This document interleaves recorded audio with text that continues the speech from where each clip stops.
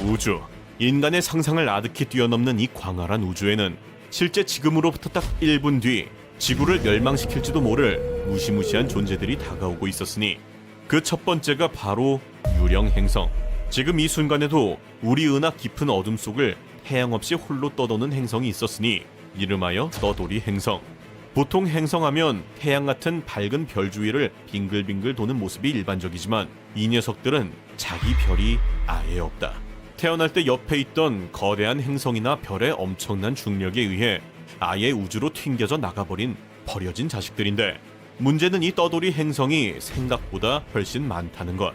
현재 과학자들은 우리 은하에서만 태양 하나당 목성만한 떠돌이 행성이 최소 2개씩은 있을 거라 보고 있는데, 그렇게 추정되는 녀석들의 숫자는 무려 수천억 개.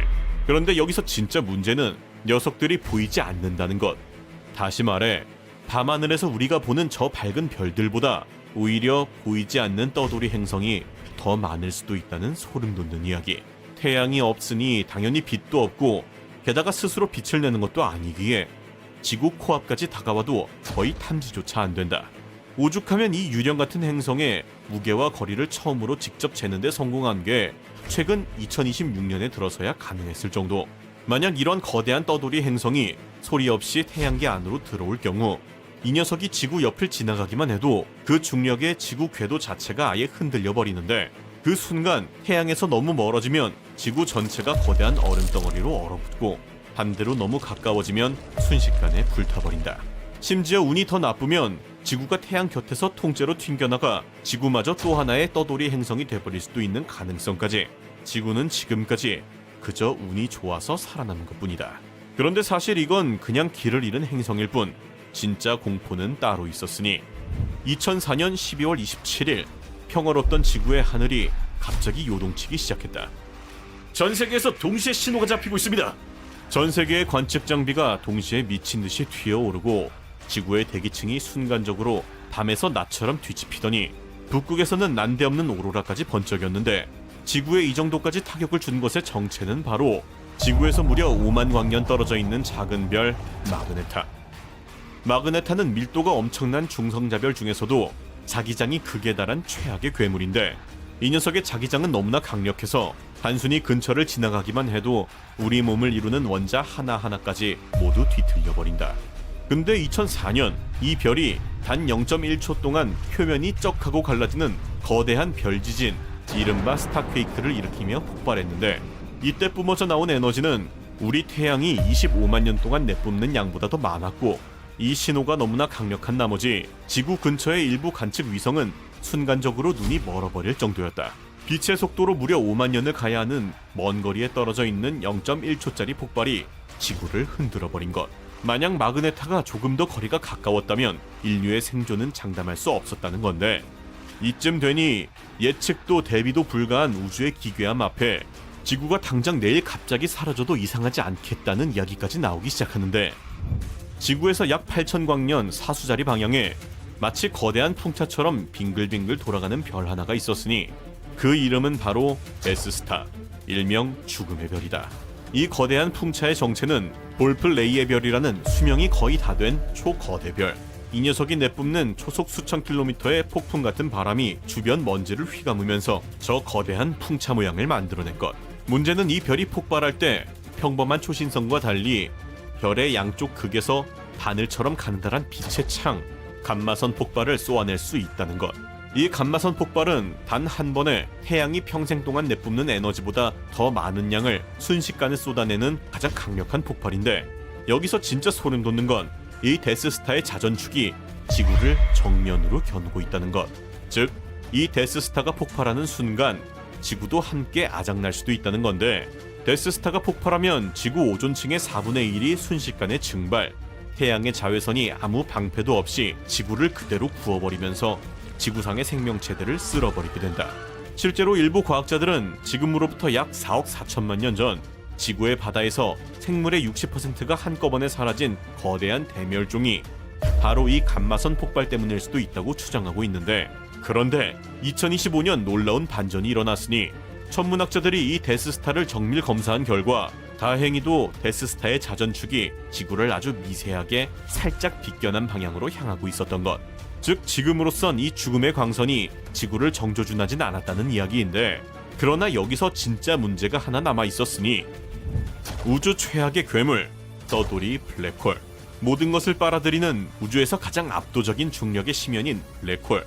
이 블랙홀의 진짜 공포는 크기나 힘이 아니라 보이지 않는다는 것인데, 별을 집어삼키며 빛을 토해내는 블랙홀이라면 그나마 추적이라도 하겠지만, 문제는 함께 도는 별 하나 없이 홀로 우주를 떠도는 떠돌이 블랙홀들이 있다는 것인데, 이 녀석들은 빛도 신호도 전혀 없어서 바로 옆을 스쳐 지나가도 알아챌 방법이 거의 없다.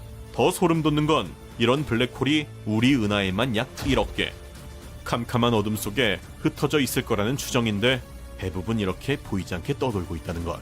그러던 2022년 천문학자들이 지구에서 가장 가까운 블랙홀을 찾아냈으니 그 거리가 겨우 1560광년.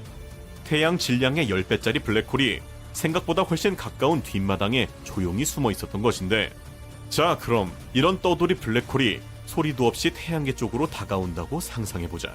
우린 마지막 그 순간까지 녀석의 존재를 전혀 모를 가능성이 높고, 어느 순간 가까워지면 태양도 지구도 전부 그 심연 속으로 서서히 빨려 들어가기 시작하는데, 심지어 블랙홀에 가까워질수록 시간마저 점점 느려져서 멀리서 지켜보면 빨려 들어가는 모습이 경계에서 영원히 멈춰버린 것처럼 보이는데, 가까워질수록 엄청난 중력 차이에 몸이 스파게티 면처럼 길게 늘어나 찢겨나가고 마침내 빛조차 빠져나올 수 없는 마지막 경계, 이른바 사건의 지평선. 이 선을 한번 넘어버리는 순간 다시는 이 우주로 돌아올 수 없게 된다. 심지어 그 안에서는 빛조차 영원히 갇혀버려서 무슨 일이 벌어지는지 밖에서는 아무도 알 수 없게 된다. 소리도 없이 빛도 없이 모든 것을 집어삼키는 떠돌이 블랙홀이야말로 우주에서 가장 공포스러운 존재이다.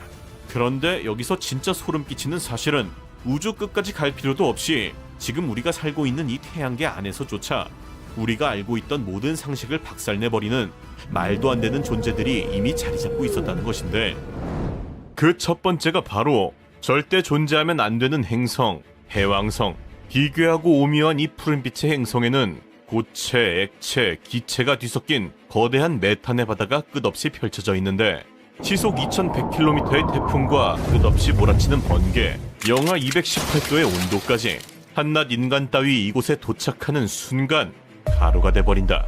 지구에서 가장 먼 태양계의 마지막 행성으로 여겨지고 있는 이 해왕성은 무게만 지구, 금성, 화성, 수성을 모두 합친 것의 9배가 넘어가는 그야말로 괴물 그 자체인 행성인데, 문제는 바로 이 거대한 사이즈가 해왕성이 절대 존재하면 안 되는 이유라는 것. 원래 이 자리에 이 정도로 거대한 행성이 생성되려면 주변의 가스나 먼지 양을 봤을 때 최소 100억 년 이상의 시간이 필요한데, 문제는 태양계의 나이가 겨우 46억 살이라는 것이다. 즉 부모가 존재하기 전에 자식이 먼저 태어나는 시간 척도 문제가 발생했다는 건데, 그러던 2005년 과학저널 네이처지에 올라온 논문 한 편이 이 기괴한 모순을 단숨에 해결하였으니 그것은 바로 해왕성이 태어난 위치. 사실 해왕성이 태어난 진짜 위치가 현재 해왕성이 있는 곳이 아닌 지금보다 태양에 가까운 토성 근처였다는 것. 토성 근처에는 가스와 먼지가 풍부하기 때문에 딱 46억 년 안에 현재 사이즈로 성장할 수 있었고, 태어난 이후 주변에 있던 목성과 토성의 거대한 중력 때문에 현재 있는 태양계의 끝자락으로 튕겨 나가버렸다는 거다. 즉 지금의 해왕성의 존재는 태어난 장소, 가스와 먼지의 양, 주변 행성 중력까지, 즉 수많은 조건 중 단 하나만 어긋났어도 존재하지 못했을 확률 게임의 최종 생존자라는 것이다. 사실 여기서 진짜 주목해야 할 것은 바로 괴물 같은 해왕성을 튕겨내버린 존재, 목성인데, 괴기스러울 정도로 거대한 행성, 목성, 수, 금, 지, 화, 천, 해까지 태양계의 모든 행성의 질량을 합친 것보다 무려 2.5배가 크며 지구로는 무려 1300개를 채울 수 있는 거대한 부피를 가진 절망 그 자체. 문제는 이 거대한 사이즈에 딸려있는 97개의 수많은 위성들 역시 하나하나가 각각의 독특한 기괴함을 지니고 있다는 건데, 그 중에서도 현재 가장 많은 주목을 받고 있는 것이 바로 갈릴레오가 발견한 위성 유로파. 유로파는 현재 외계 생명체가 존재할 가능성이 가장 높게 평가받는 곳으로 실제로 얼마 전 일론 머스크와 나사가 손을 잡고 외계 생명체를 찾기 위한 탐사선까지 띄운 상태다. 목성의 위성 중 6번째로 크기가 큰 유로파는 겉이 거대한 얼음으로 둘러싸여 있기 때문에 오랫동안 과학자들에게 그저 차가운 얼음 덩어리 정도로만 여겨져 왔는데, 그러나 2019년 겨울 나사의 고다드 우주비행센터 연구팀이 유로파 표면에서 수증기 방출 현상, 즉 얼음층 아래에 액체 바다가 존재한다는 강력한 증거를 발견하게 된다. 그리고 생명체 탄생의 필수 요소인 물이 존재한다는 것은 그 자체로 생명체의 강력한 신호가 될 수 있었는데, 심지어 유로파는 지구보다 물이 많은 해양계에서 가장 많이 물을 보유한 천체 때문에 과학자들은 유로파를 외계 생명체가 존재할 가능성이 가장 높은 후보지 중 하나로 보고 화성과 함께 오랜 기간 집중적으로 연구한다. 그러던 2020년 영국 리버풀 호프 대학의 신임 총장으로 발탁된 모니카 그레이디 박사가 전 세계를 충격에 빠뜨릴 발표를 하게 되었으니 유로파의 얼음 아래에 생명체가 있다는 것은 거의 확실합니다. 지구의 문어와 지능이 비슷한 혹은 더 높은 형태의 생명체를 발견할 가능성이 높습니다. 모니카 박사가 유로파의 바다에 생명체가 있을 것으로 이렇게까지 확신하는 이유는 크게 두 가지였으니, 첫 번째는 먼저 소금. 유로파의 바다가 그냥 물이 아닌 무려 소금바다. 생명체의 탄생 조건이 지구의 바다와 놀라울 정도로 유사한 염분으로 구성되어 있다는 것. 그리고 두 번째는 바로 열수 분출구. 염분 외에도 생명체가 살아가기 위해서는 반드시 필요한 에너지원이 필요한데, 유로파 바닷속 깊은 곳에 바로 이 에너지원인 열수 분출구가 존재할 가능성이 높다고 확신했기 때문이다. 열수 분출구는 바닷속에서 뜨거운 물과 화학물질이 뿜어져 나오는 해저 온천으로 이곳에서는 햇빛 없이도 생명체가 살아가는 데 필요한 에너지를 공급받을 수 있다는 건데, 이는 유로파의 바다가 두꺼운 얼음층으로 둘러싸여 있어 태양 빛이 닿지 못하므로 생명체가 존재할 수 없다는 기존의 이론을 완전히 뒤집는 내용이었다. 실제 지구의 심해 화산지대에서도 이 열수 분출구를 발견한 적이 있는데, 이곳은 빛이 전혀 닿지 않는 암흑색이었지만 미생물부터 갑각류, 어류까지 다양한 생명체가 독자적인 생태계를 이루고 있었던 것. 결국 이 모든 가능성을 확인하기 위해 나사는 역사적인 결정을 내리게 되었으니 바로 유로파 클리퍼 탐사선의 발사를 결정한 것이다. 이번 탐사는 단순한 우주 탐사가 아닌 인류가 외계 생명체의 존재를 직접 확인하기 위한 가장 강력한 시도로 테슬라 CEO 일론 머스크와 협력, 결국 2024년 10월 14일 스페이스X의 팰컨 헤비 로켓에 유로파 클리퍼를 실어 우주로 보낸다. 이 탐사선은 유로파의 얼음층 아래 숨겨진 거대한 바다를 조사하기 위해 최첨단 장비를 탑재하고 있는데, 총 9개의 실험 도구와 중력 측정 장치를 이용해 유로파의 얼음 아래 무엇이 숨어 있는지를 면밀하게 분석할 예정으로 2030년 유로파 궤적에 도착하여 본격적인 생명 탐사 임무를 시작할 계획이라고. 한때 외계인 하면 음모론으로 치부되던 것이 얼마 전 같은데, 이제는 나사와 일론 머스크까지 나설 정도로 우주의 기괴함에 대한 시선이 많이 달라진 상황.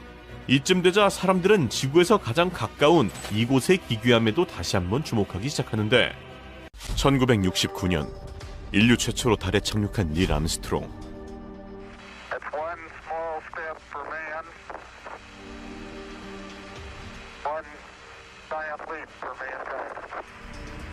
그러나 나사는 이 달 착륙 영상을 오랫동안 공개하지 않았고, 그러자 인간은 사실 달에 간 적이 없다는 주작설부터 달 자체가 가짜라는 인공 구조물설까지 달에 대한 온갖 음모론들이 생겨나기 시작. 지금까지 논란이 계속되게 된다.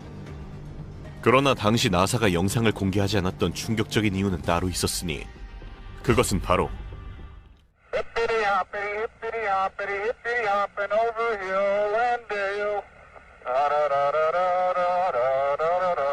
닐 암스트롱과 그의 동료가 너무나 촐싹거렸기 때문.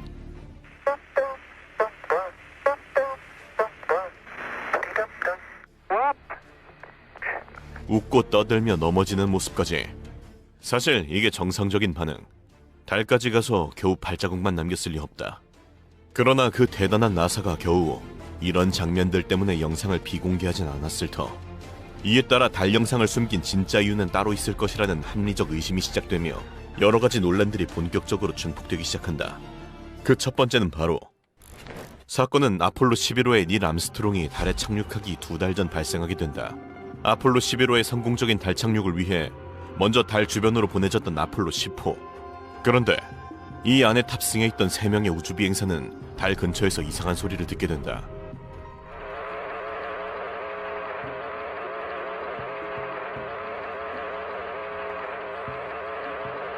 한 시간이 넘도록 우주 밖에서 계속된 기괴한 소리. 원래 소리는 공기나 물 같은 어떤 매질이 있어야 전달될 수 있는데 진공 상태인 우주에서 소리가 들려온다는 것은 인간의 과학으로는 도저히 설명할 수 없는 상황. 그리고 뒤이어 닐 암스트롱과 아폴로 11호에 탑승했던 우주비행사 마이크 콜린스마저 이 기괴한 소리를 듣게 되며 이는 더 이상 단순 음모론으로 넘어갈 수 없는 상황에 이르게 된다. 대중의 혼란을 염려한 나사는 이 사실을 고의적으로 숨겼고 40년이 지난 최근에서야 이 내용이 밝혀지며 이는 결국 달에서 의도적으로 소리를 보낸 어떤 의문의 존재가 있는 것이 아닌지, 그 목적은 무엇인지까지에 대한 의문으로 이어지게 된다. 실제로 달의 가장 유명한 음모론인 달 인공물설. 먼 과거 달에 문명을 지닌 어떤 생명체들이 살았고 이들이 달의 여러 가지 형태의 건축물들을 만들었다는 것인데, 외계인의 존재 자체를 부정하던 몇 년 전과는 달리 최근 나사마저 공식적으로 외계인의 존재를 인정한 상황에서 이러한 음모론 역시 다시 논란이 거세지고 있다. 1996년 3월 21일 무려 나사의 고문으로 있었던 리처드 호글랜드는 달에 고대에 만든 인공물이 존재한다는 충격적인 내용으로 기자회견을 연다. 호글랜드는 미국의 아폴로 탐사 자체가 달에 존재하는 인공물에 대한 분석이 목적이었으며 미국 정부는 이미 분석에 성공했지만 대중들이 큰 충격을 받을 것을 우려 이를 고의적으로 은폐하고 있다고 주장하였는데, 그렇게 그가 공개한 사진 중 하나가 바로 캐슬. 해당 사진은 아폴로 임무기간 중 실제로 촬영된 것으로 캐슬이라 불리는 이 구조물은 높이가 무려 16km에 달하는 유리재질로 만들어졌다고 한다. 지지대부터 여러 개의 기둥, 높이 솟은 첨탑까지 얼핏 보아도 성과 매우 유사한 형태로 자연적으로는 생성되기 힘든 규칙적인 구조로 이루어져 있다. 현재 지구에서 가장 높은 두바이 부르즈 할리파조차 높이가 1km가 안 되는데 그의 16배를 뛰어넘는 16km의 거대한 성의 용도는 도대체 무엇일까? 그리고 여기서 더욱 충격적인 것은 1994년 6월 미국 오하이오 주립대학에서 열린 달에 대한 강연회. 달의 인공물로 추정되는 샤드의 존재가 드러나며 전 세계가 충격에 빠지게 된다. 샤드는 약 2.4km 높이를 가진 볼링핀 모양의 구조물인데 하부에 비해 두꺼운 중앙부와 솟아있는 상부까지 평평한 주변 지형과 비교해봤을 때 확실히 인위적인 형태를 띠고 있는데, 일부 학자들은 해당 사진이 가스나 연기 기둥이 우연히 찍힌 것이라고 반박하기도 하였으나 기체라고 판단하기에는 너무도 명확한 그림자에 추가 조사를 진행한 결과 기체가 아닌 고체 상태의 구조물이라는 것이 사실로 드러나며 정말 머나먼 과거 달에 거주하던 어떤 고대 문명에 의해 지어진 인공물은 아닐지 더욱 의혹이 증폭되게 된다. 그리고 마지막 정말로 충격적인 것은 2020년 11월 외계 생물체 연구자 스콧 워링은 달 표면에서 피라미드를 발견하게 된다. 그는 자신의 홈페이지에 나사의 달 정찰 카메라로 촬영한 이미지를 공개하였는데 여기에서 이집트 피라미드와 똑같은 구조물이 발견된 것. 지름 1km의 이 구조물에는 심지어 입구까지 있었고 나사는 결국 해당 건축물이 달에 실제로 존재하는 것은 사실이라고 인정하게 된다.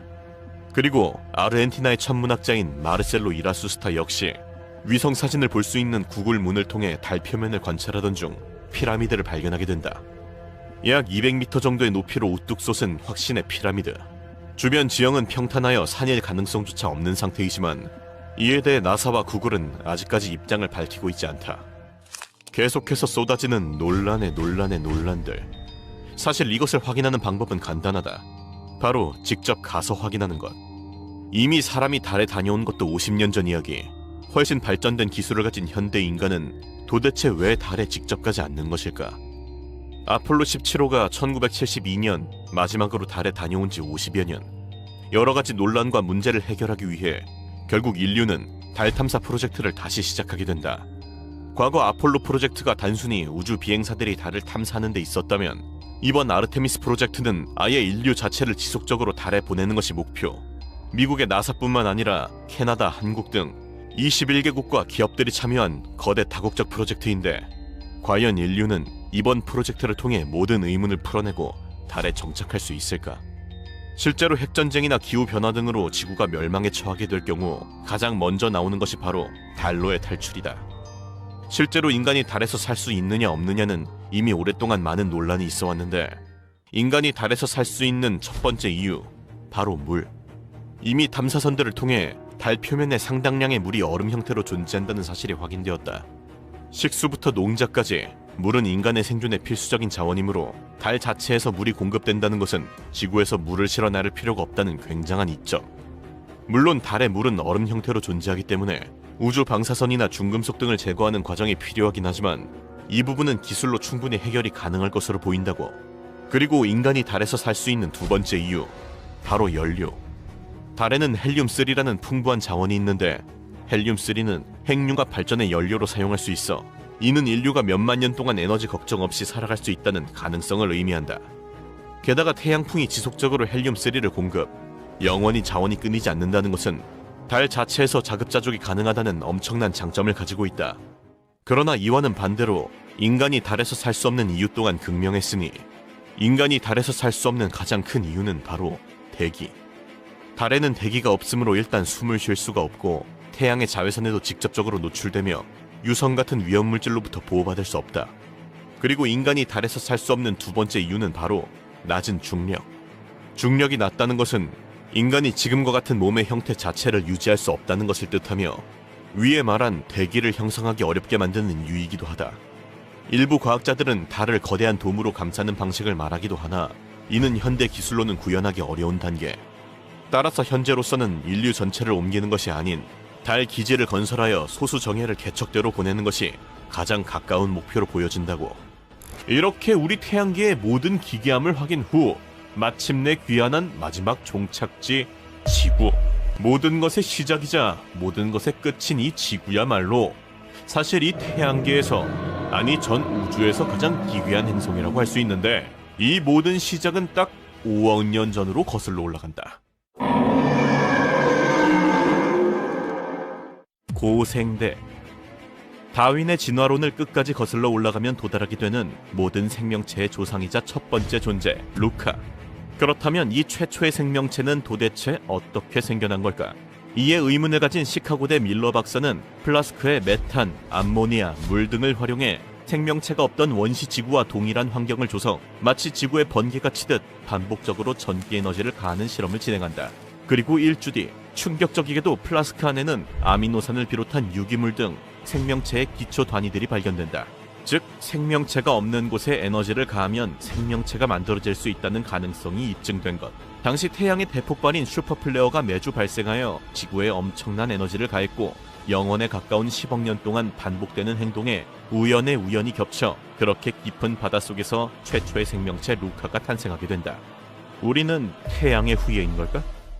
첫 번째 생명체로부터 다시 30억 년에 가까운 억겁의 시간이 지난 지구, 5억 4,200만 년 전 첫 번째 고생대 캄브리아기가 시작된다. 깊은 바닷속에서는 캄브리아기 대폭발로 불리는 생명체들의 진화가 폭발하기 시작.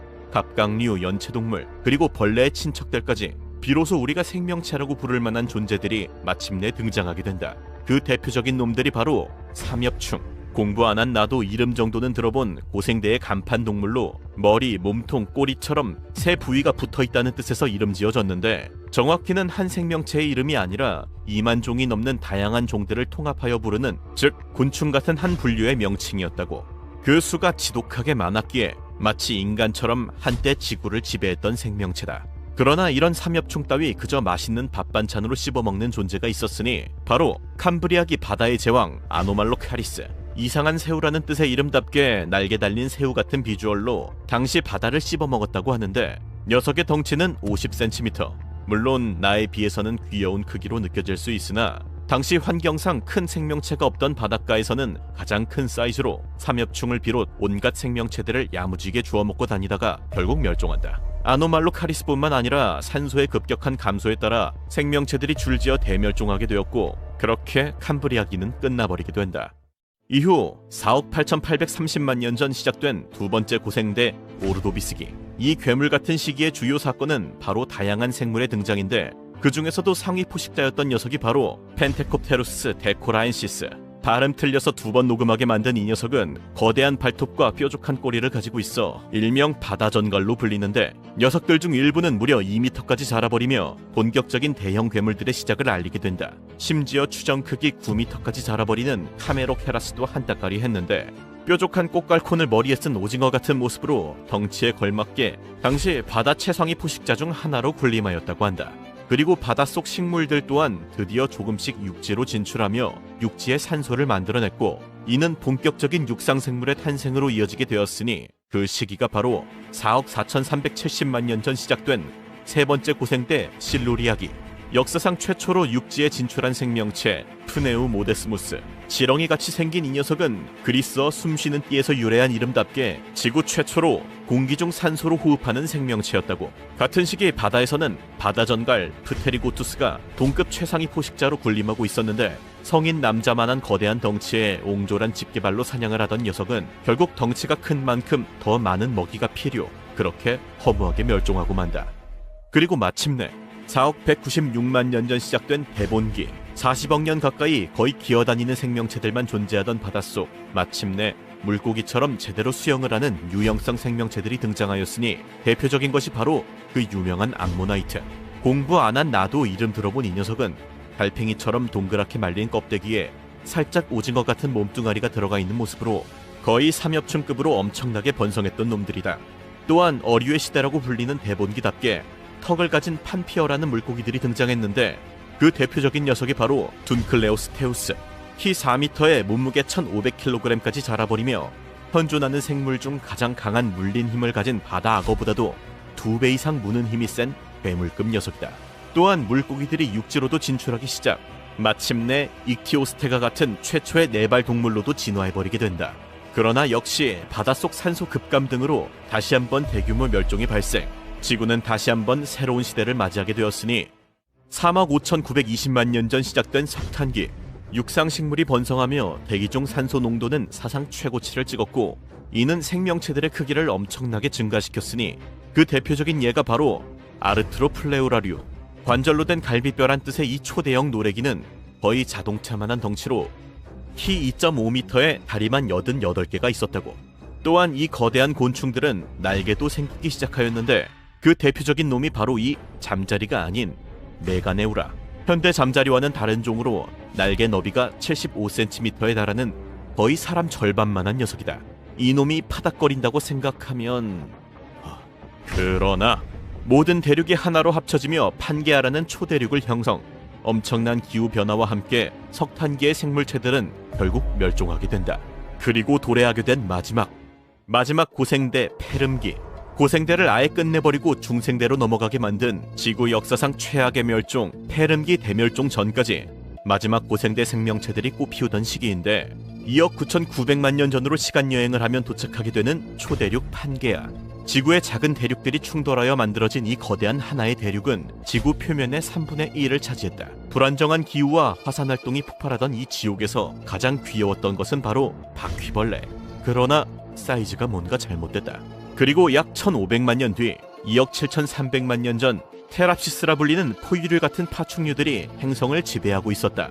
디메트로돈처럼 강력한 턱과 이빨을 가지고 있던 이놈들부터 5m급의 초식동물 데우테로사우루스까지 등장하기 시작했고, 뒤이어 시간이 흐르며 이노스트랑케비아 같은 놈들까지 등장하며 드디어 우리가 아는 지구의 모습을 갖춰가나 싶었는데, 약 2억 5,200만 년 전 대규모 화산 폭발이 시작된다.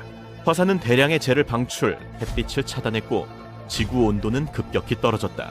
식물은 광합성을 할 수 없게 되며 대부분 사라졌고, 이어서 초식동물과 육식동물까지 줄줄이 멸종하며 지구상의 생명체 약 80% 이상이 멸종하는 페름기 대멸종이 발생. 그렇게 고생대는 막을 내리게 된다. 자, 오늘은 공룡의 중생대 그 이전에 존재했던 생명체들에 대해서 살펴봤는데, 최초의 루카부터 다양하고 기괴한 생명체들까지 정확히는 알 수 없으나 이런 녀석들 중 하나가 우리의 조상이라는 것만은 확실하다. 우리 인간 역시 그저 진화의 한 과정일 뿐, 우리 다음의 후손들은 과연 어떤 모습으로 진화해 나가게 될까? 지구 외에 살 수 있는 곳을 찾아 온 우주를 뒤진 인류가 마침내 발견한 행성은 무려 6,000개. 그러나 그 6,000개 중 가장 좋다는 행성에 발을 딛는 순간 인간은 즉사한다. 그 이유는 바로 과학자들이 말하는 거주 가능 행성이라는 것이 인간이 살 수 있다는 뜻이 아닌 미생물 하나 정도 겨우 있을지도 모른다는 뜻이기 때문.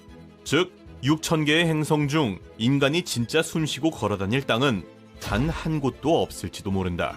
그러나 절망 속에서도 늘 빛은 존재하는 법. 과학자들은 먼 미래에 기술이 발전하면 살 수 있을지도 모를 6곳을 기어이 찾아내었으니 그 첫 번째가 바로 K2-18b. 최근 인류 최고의 망원경 제임스 웹은 124광년 떨어진 이 어둠 속의 행성 대기에서 기묘한 가스 하나를 발견하였으니 가스의 이름은 DMS.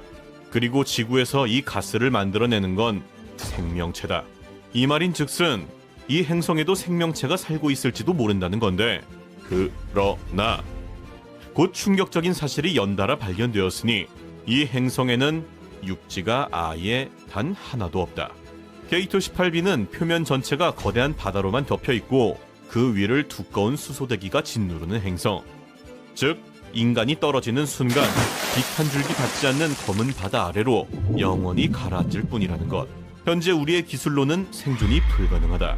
그러나 이것은 시작에 불과할 뿐. 곧 인류가 직접 발을 디딜 수 있는 행성도 발견되었으니 그 정체는 바로 평생 단 한 번도 해를 볼 수 없는 행성 케플러 186f. 때는 2014년 인류는 역사상 처음으로 지구와 거의 똑같은 크기에 심지어 물까지 존재할 수 있는 행성을 발견하게 된다. 말 그대로 제2의 지구를 발견한 것인데, 그러나 이 케플러 186f에는 치명적인 비밀이 하나 숨어 있었으니 바로 이 행성이 도는 태양이 적색 외성이라는 것. 이 말인 즉슨 태양이 우리 같은 노란색이 아닌 핏빛이라는 뜻이다. 심지어 인간이 발견한 행성은 이 태양을 향해 한쪽 면만 고정한 채 돌고 있었으니 한쪽 면은 영원히 낮이 끝나지 않는 불지옥이고 반대쪽은 영원한 밤의 얼음지옥이라는 것. 인간이 그나마 버틸 수 있는 곳은 낮과 밤이 만나는 가느다란 경계의 띠, 오직 그 한 줄뿐인 셈으로 그나마도 하늘은 늘 시뻘건 핏빛이다. 무엇보다 이 행성까지의 거리는 빛의 속도로 580년, 그리고 빛으로 580년이라는 건 인간의 우주선으로는 1000만 년이 걸린다는 뜻이다. 그러나 모두가 절망에 빠진 순간 기적적으로 광속 40년이라는 훨씬 가까운 거리에 거주 가능성이 있는 행성이 발견되었으니 그 정체는 바로 트라피스트-1e. 이 행성에서 하늘을 올려다보면 옆 행성이 손에 잡힐 듯 머리 위에 떠있다. 빛의 속도로 40년 떨어진 거리에는 트라피스트-1이라는 작은 태양이 떠있는데 이 태양 하나에 지구 크기 행성이 무려 7개나 돌고 있다. 그리고 이 7개 행성 중에서도 거주 가능 영역이 있는 행성이 무려 3개. 그리고 그 중에서도 대표 주자가 바로 이 트라피스트-1이다. 이곳의 특징은 행성들끼리 거리가 너무나 가깝다는 건데, 따라서 이 행성 위에 서서 하늘을 올려다본다면 옆 행성이 머리 위를 가득 채우고 있다. 하지만 여기서 문제는 풍경이 아닌 태양이었으니 행성끼리만 가까운 게 아닌 태양에도 너무 가까이 있다는 것 때문에 이 적색 외성이 한 번 폭발할 때마다 이 행성 7개에는 치명적인 방사선이 쏟아진다. 그리고 절망적이게도 현재 우리의 기술로는 이 방사선을 도저히 버텨낼 수 없다. 그런데 과학자들이 포기하려던 찰나 이보다 훨씬 가까운 방속 12년 거리에 지구와 무려 97%가 똑같은 행성이 발견되었으니 행성 티가든 B, 지구와의 유사도 0.97. 과학자들은 행성이 지구와 얼마나 닮았는지를 크기, 온도, 표면, 조건까지 따져 0부터 1까지 점수로 매기는데 1점이면 지구와 완벽히 똑같은 쌍둥이라는 뜻으로 티가든 B가 받은 점수는 0.97로 수천 개 행성 중 역대 최고점, 사실상 지구의 복제품 수준이다. 게다가 거리도 빛 속도로 겨우 12년 반, 우주적 기준에서 보았을 때는 바로 옆에 있는 것이나 다름없는데 사실상 이 정도면 그냥 가면 되는 것 아닌가 싶은데, 그러나 문제는 이 행성에 대해 아는 게 거의 없다는 것. 이게 무슨 소리인가 싶은데, 보통 행성의 정체를 읽어내려면 행성이 별 앞을 지나가는 순간에 그 별빛을 붙잡아 분석을 하는 게 기본인데, 티가든 B는 우리가 보는 방향에서 단 한 번도 별 앞을 지나가지 않는다는 것. 스스로 빛을 내뿜는 것도 아니고 도는 별마저 너무 작고 어두운 적색 외성이라 아무리 거대한 망원경을 들이대도 그저 흐릿한 어두운 점으로만 보인다는 것. 해당 행성의 정확한 환경을 확인해야 그에 맞는 우주선을 만들어서 가보던가 계획을 짤 텐데 현재 기술로는 정체조차 알 수가 없으니 12년째 계속 입맛만 다시는 중이라고. 아무리 지구와 닮았어도 현재 갈 수 없다면 그저 그림의 떡일 뿐. 그러나 실제로 인류가 진짜로 가려고 탐사선 설계까지 끝낸 행성이 딱 하나 있었으니 그 정체는 바로 딱 20년이면 갈 수 있는 외계 행성 프록시마 B. 지금까지 인류가 발견한 외계 행성 중에서 가장 가까운 행성이다. 이 행성이 도는 프록시마 켄타우리는 우리 태양과 가장 가까운 이웃별로 다른 행성들과 달리 인류가 진짜로 가볼 수 있는 거리인데 실제로 2016년 한 억만장자가 1,000억 원이 넘는 돈을 꺼내 기상천외한 탐사선 계획을 발표하였으니 바로 한 초소형 탐사선에 얇디 얇은 돛을 단다는 것. 그리고 지상에서 엄청난 레이저를 쏴 이 돛을 정면으로 때리는 순간 빛에 떠밀린 탐사선은 엄청난 속도로 출발하게 되고 이 속도라면 프록시마 B까지 단 20년 만에 도착할 수 있다는 계획.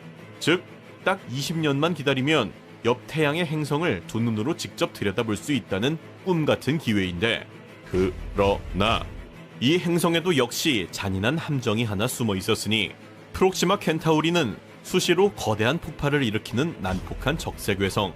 폭발이 한 번 터질 때마다 프록시마 B는 지구가 받는 양의 최대 10,000배에 달하는 자외선을 통째로 뒤집어 쓴다. 이 정도면 행성을 보호하는 대기가 통째로 벗겨졌을 수준으로 대기가 사라진 행성은 낮엔 타들어가고 밤엔 얼어 죽는 바위 덩어리에 불과하다. 즉, 막상 도착하면 사람이 살기는커녕 그저 밤낮으로 불지옥과 얼음지옥만 반복되는 곳일 거라는 건데 게다가 그토록 야심찼던 스타샷 계획마저 기술 장벽에 막히며 결국 인류는 무릎을 꿇고 만다. 정말 인류가 살 수 있는 가능성을 가진 행성은 단 한 곳도 없는 것일까? 그런데 여기서 지금까지의 모든 결함을 단숨에 뒤엎어버릴 대망의 1위, 진짜 지구의 쌍둥이 행성이 딱 한 곳 남아있었으니 케플러 452b. 이 행성에 지구의 식물을 가져다 심으면 식물이 아무 문제 없이 그대로 자라난다. 이 케플러 452b는 지금까지 발견된 행성 중 거의 유일하게 우리 태양과 같은 종류의 밝고 노란 별을 돌고 있는 행성으로 이 말인 즉슨 그 행성의 하늘에 떠오르는 햇살이 지구의 햇살과 거의 똑같다는 뜻. 심지어 이 행성의 1년 길이는 385일로 지구의 1년 365일과 거의 차이가 없는 사실상 제2의 지구다.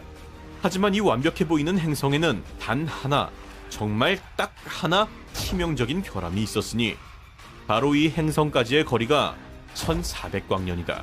빛의 속도로 달려서 1400년이라는 건 인류의 우주선으로는 2000만 년, 사실상 영원히 닿을 수 없는 길이다.